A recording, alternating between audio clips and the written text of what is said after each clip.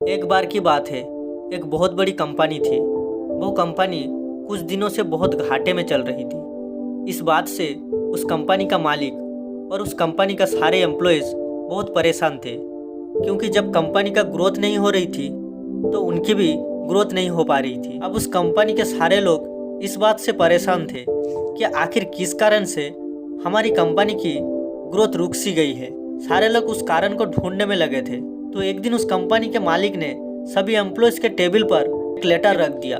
जब सारे एम्प्लॉयज़ ने उस लेटर को खोलकर देखा तो उस लेटर में लिखा हुआ था कि इतने दिनों से जो कंपनी की ग्रोथ नहीं हो पा रही थी उसका कारण हमारी कंपनी का एक इंसान था, जिसकी आज मृत्यु हो चुकी है और आज हम सब लोग उसके फ्यूनरल पर जा रहे हैं। सारे लोग रेडी हो जाओ। जब सारे एम्प्लॉयज़ ने उस लेटर को पढ़ा तब उन एम्प्लॉयज़ को खुशी तो बहुत हुई कि जिस इंसान की वजह से हमारी कंपनी की ग्रोथ नहीं हो पा रही थी, अब वो इंसान इस दुनिया में नहीं रहा और अब हमारी कंपनी फिर से ग्रो करने लगेगी। लेकिन वो सारे लोग दुखी भी हुए कि जो भी था तो हमारी कंपनी का इंसान और आज उसकी मृत्यु हो चुकी है। तो उस कंपनी के मालिक ने सारे एम्प्लॉयज़ को जगह पर जमा किया और वो सब मिलकर उस इंसान के फ्यूनरल पे गए। वहाँ पर एक बहुत बड़ा हॉल था और वो हॉल के बीच में एक बहुत बड़ा कफिन रखा हुआ था। उस कंपनी के सारे एम्प्लॉयज़ एक एक करके उस कफिन के पास जा रहे थे और उस इंसान को देख रहे थे। सारे एम्प्लॉयज़ उस इंसान को देखने के लिए उत्सुक थे कि आखिर वो इंसान कौन था। जब एक एक करके सारे एम्प्लॉयज़ उस कफिन के अंदर देख रहे थे तो वो सारे हैरान हो जा रहे थे।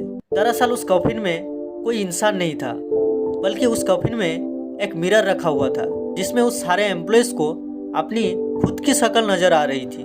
दोस्तों, इस कहानी से हमें ये सीख मिलती है कि हमारी ज़िंदगी में हम जिस पोजीशन पर हैं वो हम और किसी की वजह से नहीं, बल्कि हम खुद की वजह से है। हम बहुत सी बार हमारी परिस्थितियों को दोष देते हैं, मजबूरियों को दोष देते हैं, लेकिन हम ये नहीं सोचते हैं कि आज हम जो मजबूर हैं या हम पर जो परिस्थिति है वो भी हमारी खुद की वजह से है। हम हमेशा अपने काम को काल पर टालते रहते हैं। काम करने का अभी मूड नहीं है, ये सब बहाने देकर हम खुद को कभी आगे नहीं बढ़ने देते हैं। अगर हम अपने काम में अपना 100% नहीं देंगे तो हमारी ग्रोथ कभी नहीं हो सकती है। सपने तो हम सब बहुत बड़े बड़े देख लेते हैं, लेकिन बाद में हमें खुद पर ही शक होने लगता है, क्या मैं मेरे सपने सच कर पाऊंगा।